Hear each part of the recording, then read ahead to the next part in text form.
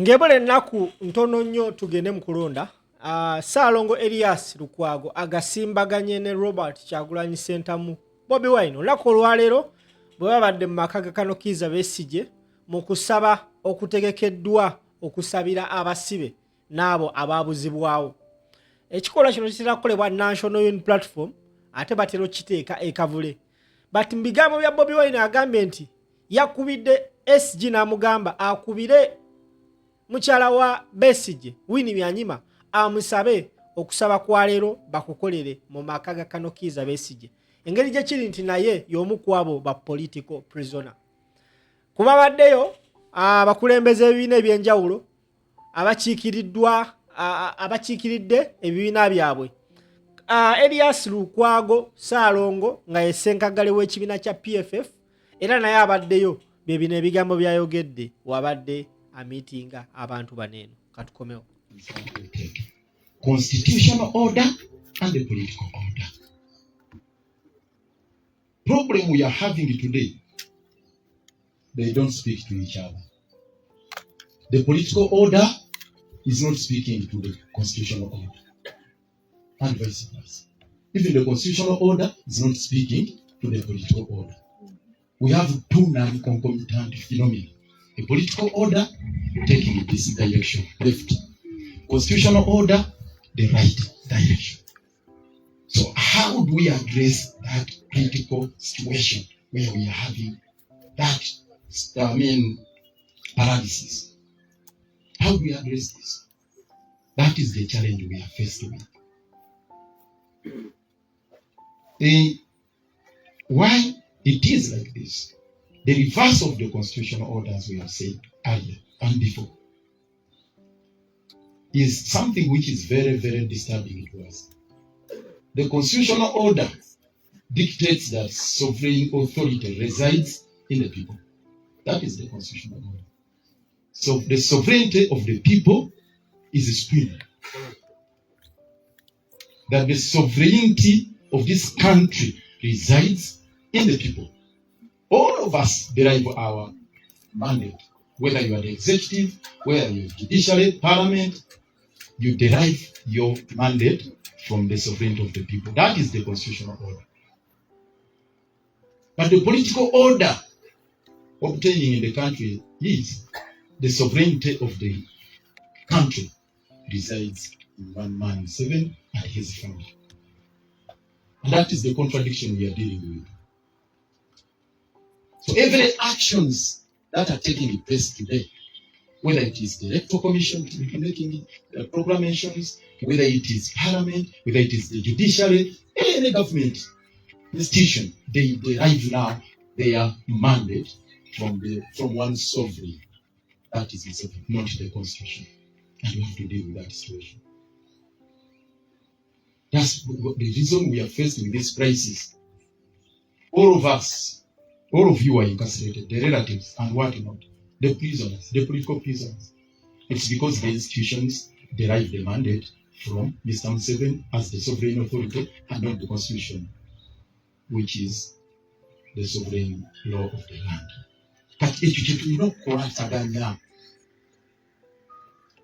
Today, the Constitution dictates that bail is right.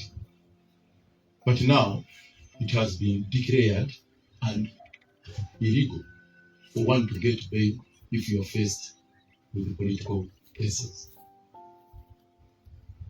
Today, getting bail, actually, mukese ya Mugumya. Mugyogeddeko Mugumya twatuka point efuna a writ of habeas corpus. Nibagigana. Article 44 of the Constitution yegamba, the right to habeas corpus is non-derogable. There are rights which are absolute, and there are rights which can be derogated from. But the right to a fair hearing, the right to habeas corpus, the prevention against torture or inhuman degree treatment, those rights are guaranteed in absolute terms under Article 44. They are non-derogable. Courts take a choice. Once they have confirmed this so and so has been abducted by the state, they have a duty to command whoever is holding them incommunicado illegally to produce them before God. Produce the corpus, the body of such a person, dead or alive. We got a bit of habeas corpus. Nabali ne bakkiriza nti Sam Mugunya bwe bamulina. Ono yaliko AD wa Dr. Besigye. Don't forget bamusibe emyaka 8 mu DRC. Court naga kakati muwulidde abamulina bagambye omuleeta. Do you want to squeeze water out of a rock? This is a court of law. Nti yo tesobola ku extricating water from a rock. Literally surrendering the power to the olwaleero tusobola kusaba habeas corpus. It's the reverse of the constitutional order. It's the reverse of the constitutional order. Because the sovereign authority no longer resides in the constitution, which commands that those people should be granted the right of habeas corpus. They should regain their liberty. Kakati, baagala nti, bakoti zirinda, nti eyawamba sovereign authority of this country yabalagira. Oyo, amale kukkiriza musango, mbuja muwe pardon. Yebakola ku Olivia Lutaya, hano n'abalala. And that is a very, very absurd situation we have to deal with. Sarah, no, you know all these who have been abducted. Ne timu eyaboyiswa mufuliro katobu naali wano. Bonna babamubiri. Sauda madada bamuleeta kofinga musaayi tula. Musaayi. I don't want to recount all these incidents. Muzimanyi. Musaayi literally. Omulamuzi w'ekifo gantire mutwale mu ddwaliro bamuzza buzira. Dr. Besigye bamuleeta mu wheelchair maaso ga Justice Singiza ne bamuzza daga muntu anajja kufiira mu kooti yange.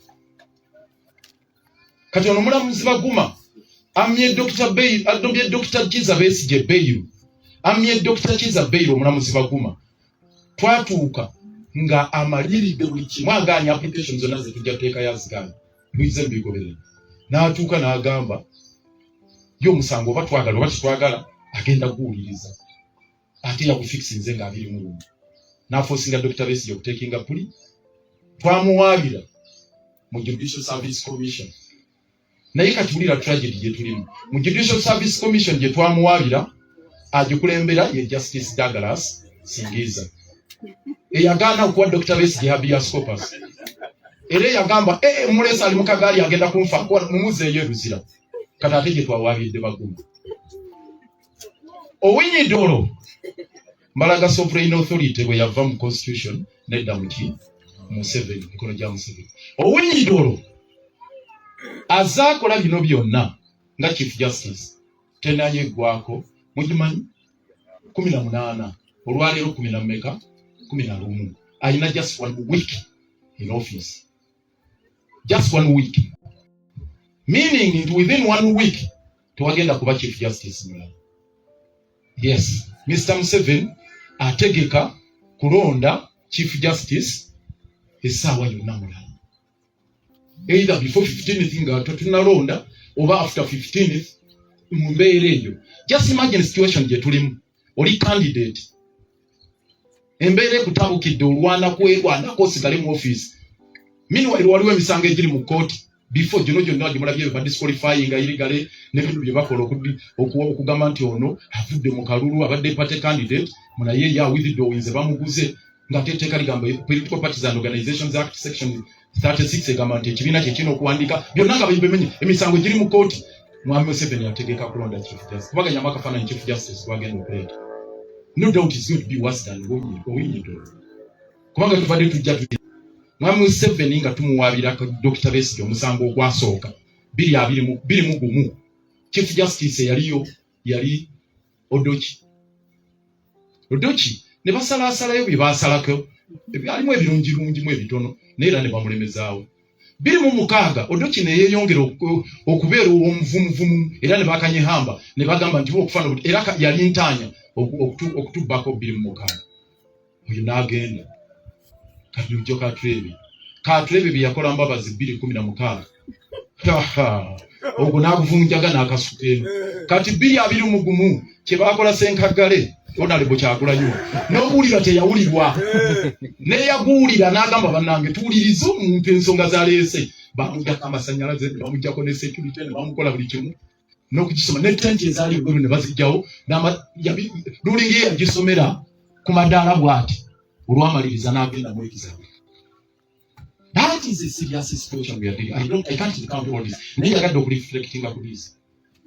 I'm glad nti mu family ya Kalugaba, family ya Dr. Besigye, Ssebo Ssenkagale njagala okukunga mukulu Kalugaba. Mukulu Kalugaba. Basitukidde wamu ne mukulu Kalugaba ono okuva e Nyabiteete. I've been to their home in Rukunjiri, Nyabiteete. Is one of these distinguished senior citizens who served within the police force with a distinction. And we celebrate you. Record ayo ngali ku level yatuuka ku level ya director criminal investigations n'abeerako deputy IGP before the advent of Kayihura bwe yayingirawo n'ayihura buli kimu kye baali batandiseko buli kimu n'ayihura mu mbeera gyayihura. So all of them now have been phased out. Kati mu reign of terror. Njagala okufunza ebigambo byange nga mpunzika as a way forward. We are entangled. As I'm convinced beyond all shapes of doubt, it's no longer possible to get justice within our criminal justice system. It's not possible. Nabadde mu musango gwa Dr. Besigye olwasembyeyo omulamuzi n'afuuka ekirala. Yagambye Dr. Besigye n'obedi tutali bateekinga eppuli n'agufikisinga for hearing on 21st ng'ayagala just marathon trial biggwewo ebityo naye ekyo kyamazeeko any glimmer of hope yabaddewo kubanga n'amateeka yagamenye balese charge sheet nga sinsayining ng'etteeka ligamba balina okusayininga charge sheet nga bataddeko omukono digesitwa nga tataddeeko tugamba indictment yino teriiko mukono. N'agamba DPP muwadde eddakiika 5 Chief Justice agisayininge mu dakiika 10 bagibasavinge tugende maaso. 5 minutes bagisayininge 10 minutes bagisavinge. Meanwhile etteeka ligamba accused the person of musavinga 14 days before that incident eya hearing. Naye before plea taking ng'amenya amateeka ng'alaba. Kakati what's happening? Tutasobola kufuna justice within our domestic jurisdiction. It is incumbent upon all of us to put our act together to find a solution. Politically and legally. Legally, tulwane tulabe nti international criminal justice systems come to our rescue. It's not just a request. Webanga America, Webanga our rights guaranteed under the international law, the Rome Statute, the Declaration of Human Rights and what not. Webanga America, they saw again Venezuela. They quarter President Maduro, they mukala ne muteka mukabuli. They musimba mukabuli, ne mukulako emisango, twakiteeka ombeera. Engamba nti nafono wawan. Ne mutabani we ne banne abafiyeko embeera lwaki babatwala kubanga emisango bali enforced disappearance, torture, inhuman and degrading treatment, ebyo byonna weebiri mu international law byogerebwa as crimes against humanity. ICC egaanye okujja to our rescue. Ate meanwhile, Mwami Museveni wanaagamba nti we are serving foreign interests. Foreign interests nazo tezituyamba. Because we're going to serving interests of America as our, then America mutunoneko wano. Ejje mutwale muteke mukaguli, muka these abductions and the torture, bamusimbeko mukaguli wano. Yes? And they also have oil. Anyway, if they want the oil of Venezuela, that's in my oil majari. Wakala, wachiri bajiba mutunoneko wano. Ekisema yo, locally here, njagala to appreciate this one thing. This is not a partisan war. This is not a war of colors.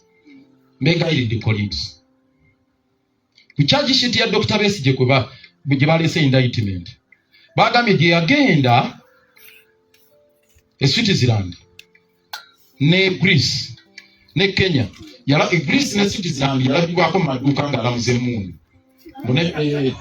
ne meetings zize yalimu nnyingi naye buli dduuka buli yayingiramu yalina abago abamuliko Lukwago Elias Salamu Musumba ne Ssemuju Ibrahimu Nganda kaka tugenda mu kooti nga 21 abawerekeranga Besigye mu kugula emmundu Switzerland okugula Geneva e Nairobi bo bagitaddemu naye nagendayo oluvannyuma kunona lagage nga bamaze omujja mu hoteli ate ndi wali lawyer Ssemuju ye surety katugenda nga 21 ku musango ogwo sebinaddira tobimanyi nze naliko mu General Court Maso nga mpoliza Besigye namanga nawe erinnya wali mu kakulu so esawa yonna tetumanyi kiddako olunaku lwajjo polisi yafunze ekiwandiiko nti osaba kunzi wa Nuupu Habibu Buwembo tumukutte netujja babuulira emisango gye tumufu semateteeka mbolukwata omuntu mubulirira omusango gw'omukwatidde wajja omuntu tena oba dokita ne baloyawe bamulabe n'okutuusa kibaga tujja kubabuulira omusango twamukwatidde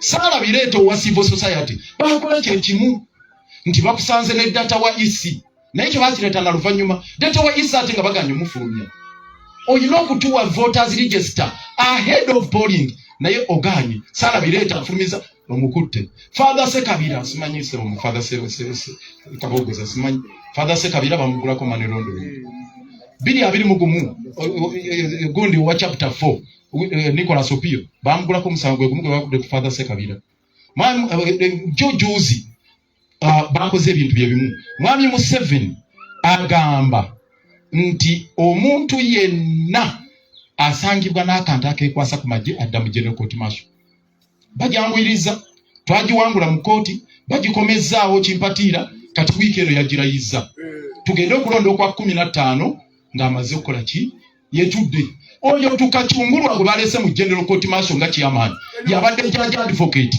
mubi nnyo n'okusinga Freeman Mugaba Amateo fabadde mu General Court Martial mubi nnyo so batulinze okuva 15 batandise dda tuddayo mu General Court Martial bagala otutwala so luno loya lwa munyindo izino olutalo si lwakala faba PFF ati Katonga tetulutwala nti n'olutalo lwakala tikala bulu erwana na kala red erwana na kala ki ffe tulwana lutalo lwakwetaasa mbeera gye tuliko era tusaba tutambulire mu kisinde kimu era ife kifa tuze tugambe enkyana eggulu sebo senkagale na kino kanjogere nga president wa PFF nze nalina pressure mu kibiina kya PFF okuwandiisa Dr. Kizza Besigye nga musibe nga bamuwandiisa mu 2006 nyina pressure okuwandiisa Dr. Besigye nga bwe bawandiisiza Wayiso Mufumbiro ng'ali mu kkomera twayimira ku magulu gaffe ne bakadde baffe abo bonna bamemba ba sepsi nabo nani tugamba no tetugenda kwawuza mu mbeera eyo twagala tusimbe mu kisinde ki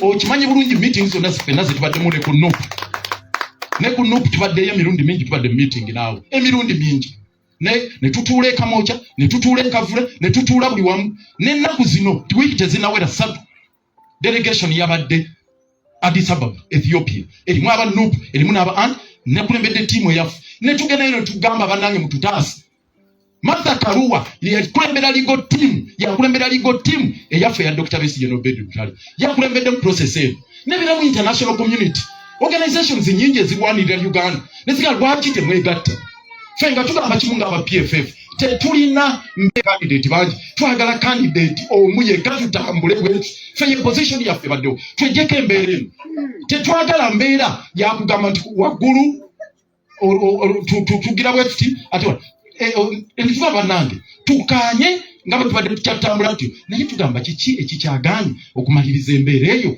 tujjeko eggwanga lino embeera efaanana bweti ku lunaku olw'15 it's not going to be a face off between Nuupu and the government and Mwami Yoweri Museveni. No, it's a face off between Ugandans and Mwami Yoweri Kaguta Museveni.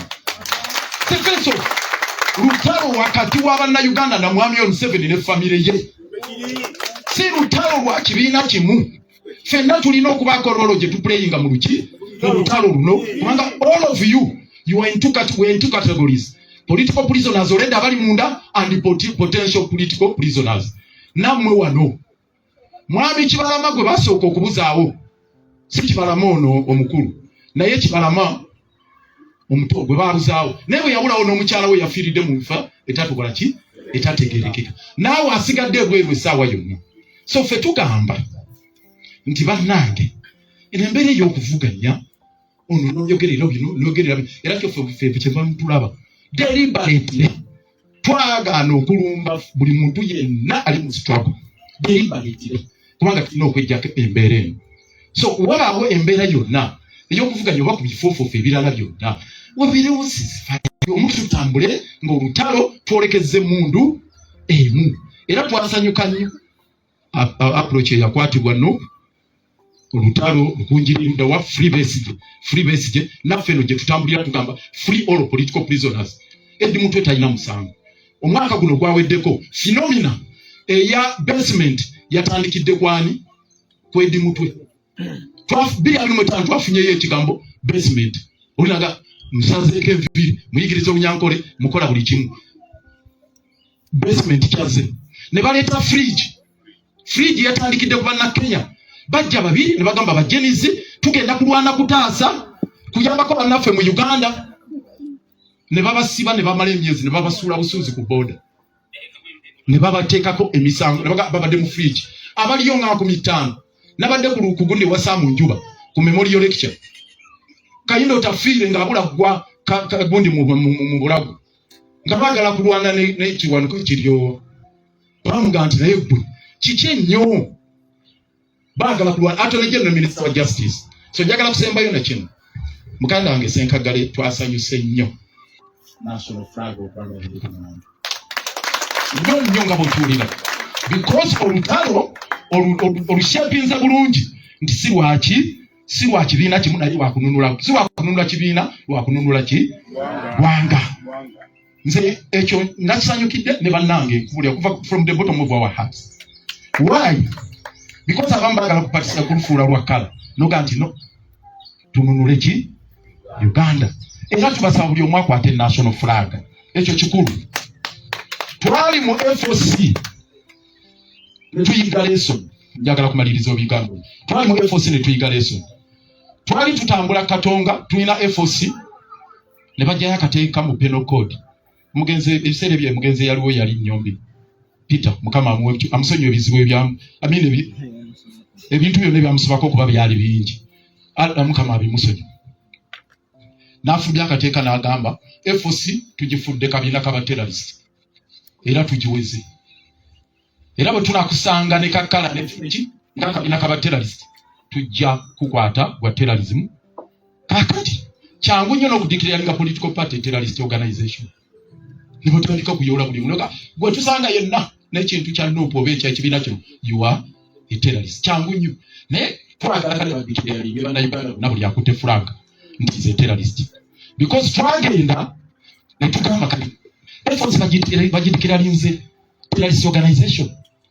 Kakati naffe tukagifule for GC for God and my country. Moto ya Uganda nga n'ensimbo yaffe flaga ya Uganda that is way back at 2011 for GC for God and my country ne flag as the symbol kyabatawanya nakatikire kaseera kirungi ekintu ekyo kizuukuse okitambuzizza tugenda okutuuka 15 when Ugandans are facing off with this regime with this junta nga ffenna tuli united ate bino bibagamba nti temukakuuma temukabanja temukola ki tulina okukakuuma wamu tukabanjize wamu tulumbire wamu omukama bankumire Ssaabasajja Kabaka wange